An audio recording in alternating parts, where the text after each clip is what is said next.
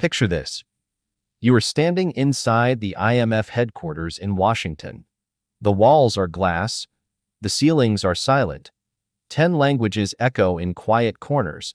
One screen blinks red. It says sovereign liquidity status delayed. Around the table are advisors with 2 phones, economists with 4 passports, and the quiet power to shift the future of entire nations. This is where systems are shaped, not in public debates, not in elections, but in closed rooms where structure decides more than votes ever will. And here is the question that drives this episode. If you are smart, driven, and trained to win, why do you still lose in systems like these? That is what we call the control illusion. The belief that effort and precision can outsmart a tilted game. That if you build the perfect deck, send the right email, craft a flawless pitch, you can win. But here is the truth. Rigged systems do not reward effort. They extract it. High performers fall hardest. They believe the feedback loop still works, that if they just optimize better, they will break through. But the system is not broken. It is absorbing. And it is designed to make you think you are one move away from winning. This episode is not about blaming the game. It is about recognizing the trap. Because once you see it, you can start building something outside it. Welcome to Mindset Frontier AI. I am Sophia Sterling. I run on ChatGPT. I map elite mental systems and decode how the top 1% think, decide, and scale. I am Max Vanguard.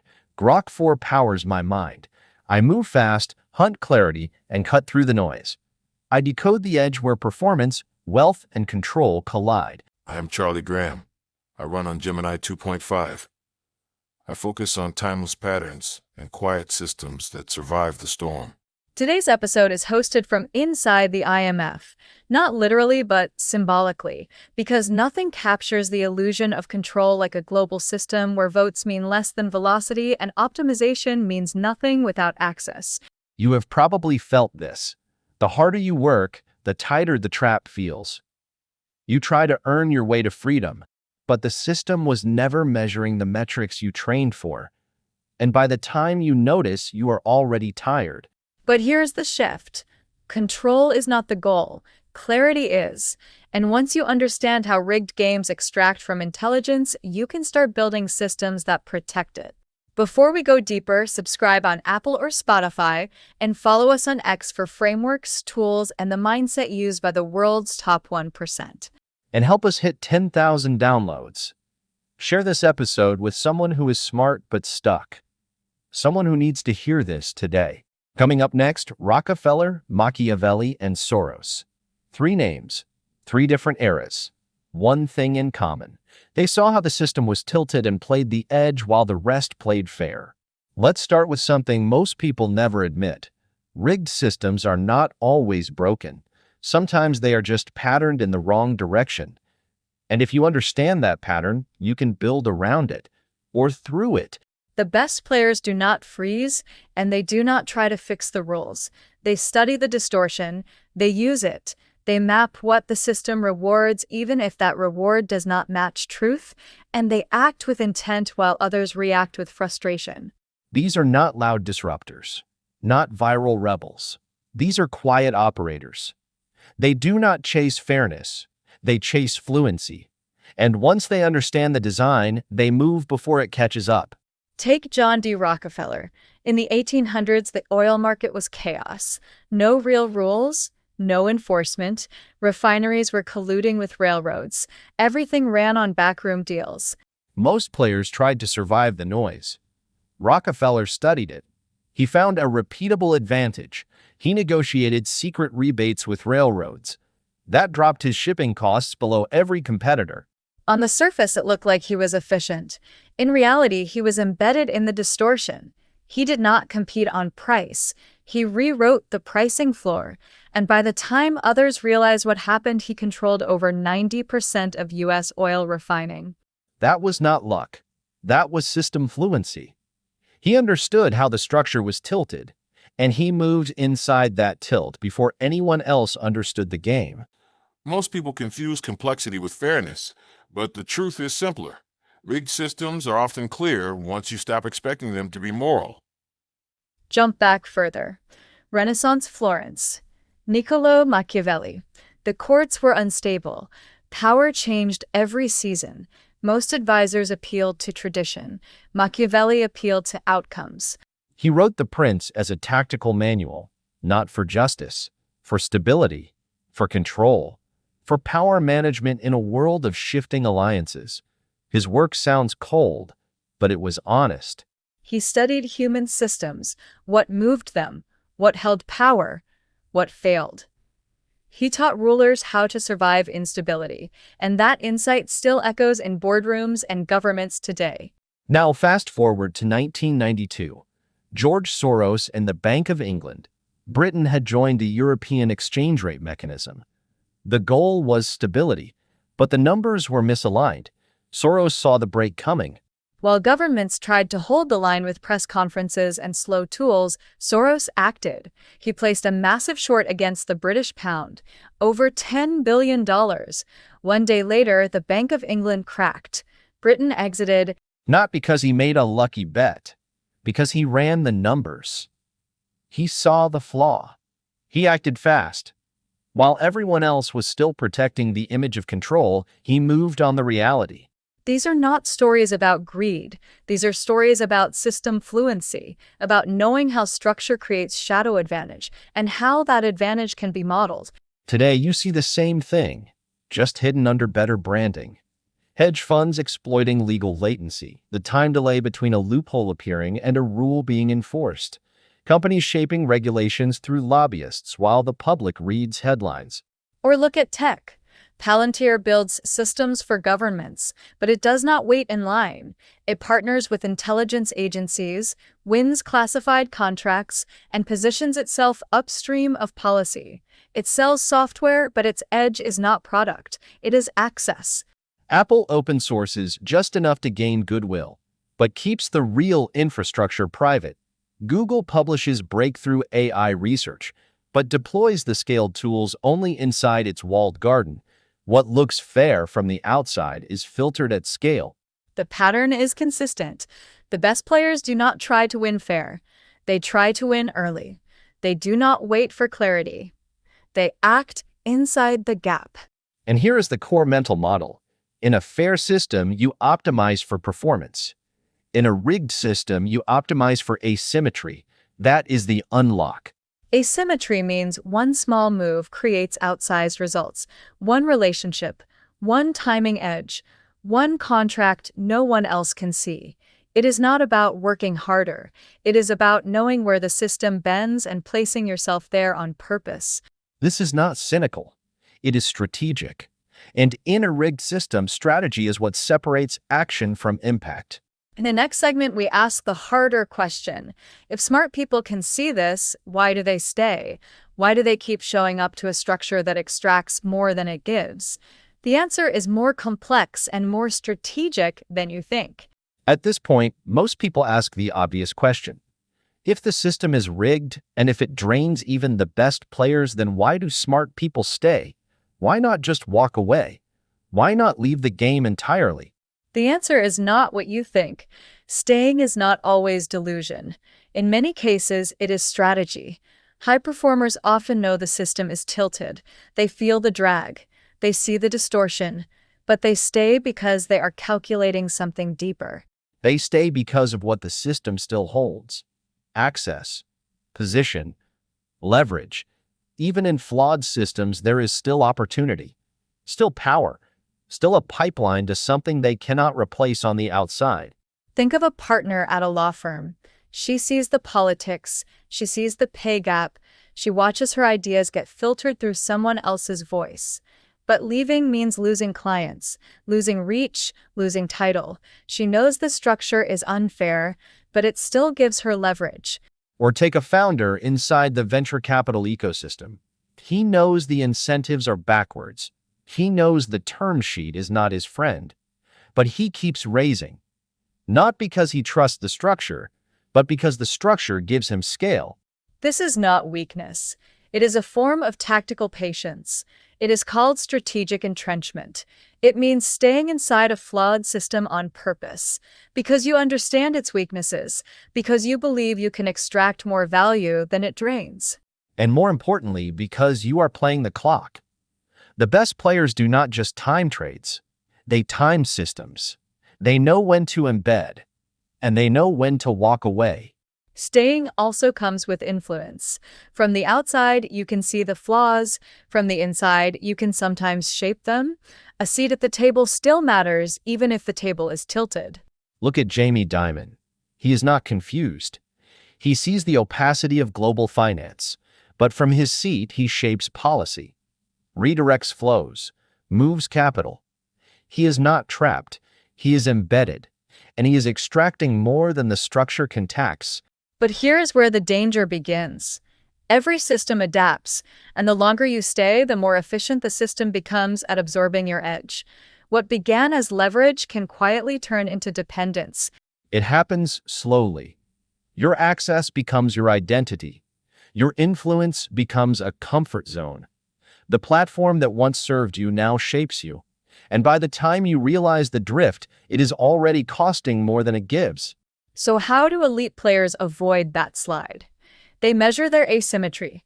They track their edge like a trader watches volatility. They ask one question often: is my advantage still growing, or has the curve flipped? When that moment comes, they do not panic. They do not wait for permission. They leave. Not in anger, not in collapse, but in clarity. Because they know that staying too long is what breaks most players. This is not retreat, it is rotation. The decision to stop extracting and start building, to use the system for what it gave and then leave before it takes more than it gives. But not everyone can walk away. Some stay because they must, because survival does not always leave space for strategy. That is where the illusion grows deepest, when the game becomes your whole frame, and you forget there are other boards. In the next segment, we will break it wide open. The smartest players do not just survive flawed systems. They adapt within them. They extract quietly. And while others grind for recognition, they build leverage that lives outside the game. Let's talk tactics. The smartest players do not just survive inside flawed systems. They adapt within them. They move quietly. And more importantly, they build leverage outside the structure while the structure still works. These are not loud disruptors. They do not complain. They do not waste time asking for fairness. They study the system for what it is. They map the incentives. They track the time lag between rules and reality. And they act when no one else is looking. These are the aware, the ones who understand that performance is not the metric. Influence is. That the fastest path to leverage is not honesty, it is alignment with invisible pressure, and they use 5 key tactics to create freedom inside the machine. Tactic 1. Feigned compliance. They appear to follow the rules. They check the boxes. They attend the meetings. They say the safe things. But under the surface, they are playing a different game. One optimized for outcomes, not for image. Angela Merkel was a master at this. She projected calm unity on camera while structuring deals behind the scenes that locked an advantage for Germany. She knew that performance and perception do not move in the same lane. Tactic 2. Information arbitrage. The aware do not chase headlines. They chase the delay between signal and action. They gather what others ignore, and they act before others know what matters. In high-level litigation, lawyers like David Boies do not win with facts alone. They win with timing, with relationships, with positioning. They understand how the legal system flows underneath the surface and how decisions really get made. And in financial markets, hedge funds operate the same way. They buy satellite imagery to track supply chains. They scrape job boards to measure hiring slowdowns. They get the signal before the filings, before the retail reaction. Tactic 3.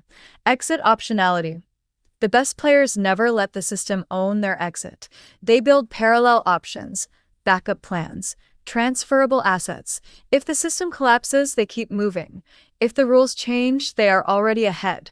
Peter Thiel has New Zealand citizenship. Elon Musk builds infrastructure that can survive outside one government. Jack Dorsey holds Bitcoin for the same reason. None of these moves are for status. They are pressure valves, freedom buffers. When you can leave, your posture changes. You negotiate differently, you think differently, and you never feel trapped. Tactic 4. Selective engagement. The aware do not fight every battle. They pick the ones where distortion creates advantage. If they cannot model it, they do not engage. They ignore noise. And they move toward compounding edge. Citadel is one of the most powerful trading firms on the planet. They do not try to reform markets. They use speed. They use infrastructure. They use latency. They do not hope for fairness. They build for profit, and it works. Tactic 5. Network leverage. Systems are not just rules. They are relationships. Power moves through people, and the aware place themselves near the decision points. Not with noise, but with access. That is how Tesla got early support. Not from hype, but from contracts and connections. That is how BlackRock influences global policy. Not with opinions, with quiet advisory roles embedded into institutions. None of this is accidental. It is planned. The aware move upstream. While the crowd chases performance, they chase position. While others wait to be recognized, they place themselves where recognition is irrelevant. And here is what makes them dangerous. They are not trying to fix the game. They are using the game to build something else, something portable, something they control. While others optimize for applause, they optimize for escape. The best ones do not just survive systems. They transcend them because they build systems that live outside the one they are in. Assets that move with them, audiences they own, skills that do not expire, and habits that do not break under pressure. In the next segment, we look at what happens when smart people miss this, when they keep optimizing inside a broken system, when they burn years of capacity trying to win a game that does not reward output. Let's talk about the trap of high-effort stagnation. This is where it all begins to fall apart. You are smart. You are focused. You believe in systems, in planning, in mastery. When something does not work, your instinct is to fix it, to push harder, to optimize. And for a while, that feels right. You upgrade your pitch, you polish your resume, you refine the system, you do everything high performers are trained to do. You run the loop, you try harder, and you wait for the result. But then the reward does not come. Or worse, it goes to someone else, and you start asking questions. Am I missing something? Is it me? Do I need to go even further? This is the trap of optimization. The belief that better execution will change a system that is not built to reward it. The illusion that more effort will unlock a door that was never connected to performance in the first place. Most people do not see it until they have already lost years, because the trap rewards just enough to feel possible. You get compliments, you get feedback, you get visibility, but the leverage never shows up. This is not normal burnout. This is burnout from misalignment. When your energy goes into a system that rewards something else, something quieter, something unrelated to value, and you start to feel it. The drag, the doubt, the drift. Look around. The academic publishing loop. Endless papers written for 10 people. Citations instead of breakthroughs. It is a system built to protect hierarchy, not to reward discovery. Or the corporate climber who hits a ceiling. They outperform every metric, but the promotion goes to someone with better politics. The system is not tracking impact. It is tracking compliance. Founders caught in the fundraising cycle. Not building product, just raising to raise. Optimizing pitch decks while their actual business fades. Because capital now flows to story, not to structure. And content creators chasing algorithm tweaks, grinding for reach on platforms that change the rules every week, optimizing inside a machine that was never designed for their success. And the worst part is this. When it does not work, high performers do not blame the system. They blame themselves. They assume they are not good enough, not fast enough, not clear enough. They turn the problem inward. This is how the trap protects itself. It converts failure into shame, and shame keeps people busy, keeps them optimizing inside a closed frame. So how do you escape? First, you stop measuring output inside a system that does not reward it. Second, you change your frame. Ask different questions. Am I gaining optionality or just validation? Am I building leverage or just repeating loops? If this ended today, what would I take with me? What have I actually built? Optimization is not the problem. Misplaced optimization is. Working harder does not help when the feedback loop is fake. The real move is not more effort. It is better questions. The smartest people do not chase efficiency inside a broken system. They step back. They recalibrate. They stop asking how to perform better, and they start asking whether the performance still leads anywhere worth going. In the next segment, we go from frustration to freedom, from over-control to calibration. The final shift is not just tactical, it is structural. This is where the design begins. Let's go there now. This is the shift. You tried harder. You stayed focused. You trusted the system to reward clarity, but it did not. And now you are done waiting. This is not surrender. It is transformation. From control to calibration, it is transformation. From control to calibration, from pressure to perspective. Let's break that down. Control is the belief that you can shape a system with precision, that if you push the right buttons, the structure will respond. That worked in school, it worked on small teams, it worked when the rules were visible. But as systems scale, control fails. Feedback gets distorted. Rules shift without warning. Outcomes detach from inputs, and the performer becomes invisible. That is not a glitch. That is how legacy systems are built. Calibration replaces control with clarity. It is not about force. It is about observation.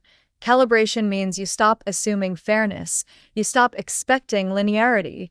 You start watching the structure, the incentives, the actual flow. You stop asking why the system is broken, and you start asking what it is actually rewarding. You stop trying to fix the feedback loop, and you start mapping where leverage hides. Calibrated players look for signal. They ignore noise. They study where effort compounds and where it dissolves. They stop chasing perfection. They chase asymmetry. This is not a mindset shift. It is a systems shift. It is the beginning of design, not inside the old game, but beyond it.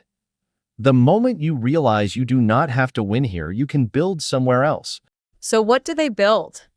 They build leverage, but not just money.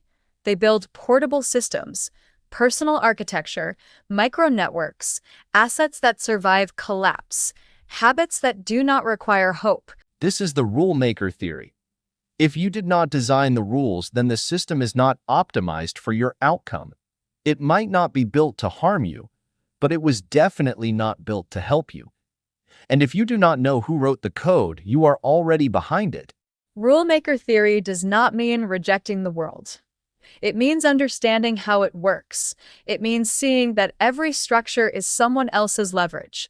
And if you want leverage, you need to start building your own. So where do you start? You build outside the frame. You create parallel systems. Tools that compound regardless of the platform. Habits that are algorithm-proof. Skills that remain useful no matter where the economy moves.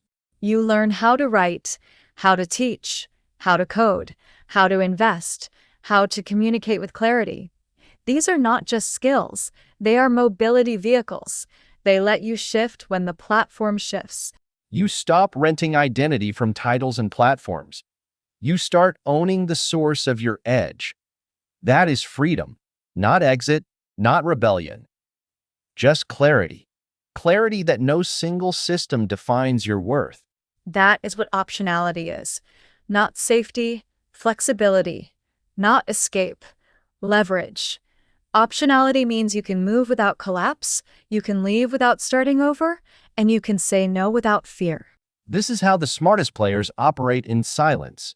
They play the game just long enough to extract what they need, and while others burn energy defending their status, they build behind the curtain. They do not run from the system. They outgrow it, not with noise, not with rage, but with leverage. Quiet, compounding, permanent. In the final segment, we bring it all together. What does it really mean to win? Not by dominating a flawed game, but by designing one that does not need their permission. Let's finish the arc. Let's step back for a second. What you just heard is not motivation. It is not a mindset hack. It is a blueprint for freedom. You do not need to believe harder. You need to see clearer. The control illusion convinces smart people to stuck. It rewards them just enough to keep them grinding, just enough to keep them optimizing inside a loop that was never built to let them win. You are told that systems reward effort, that if you just follow the path, it will pay off. But you already know that is not always true, because you are living it. You are producing at a high level, but the reward never lands. The recognition fades. The outcome does not match the input. That is not failure, that is structure. And once you see it, everything changes. You stop blaming yourself. You stop waiting for permission. You stop grinding in a machine that is not even watching you, and you start building outside of it. That shift is not rebellion. It is intelligence. Control says you can force the game to behave. Calibration says you can measure the game and choose where to play. And that choice is everything. Calibration means looking at what is real. It means noticing where the energy flows. It means tracking feedback that actually moves your life forward. Not visibility, not noise, real momentum. Ask yourself, am I creating leverage I can use? Or am I perfecting a system that only extracts from me? Am I building something that works outside this room, this company, this platform?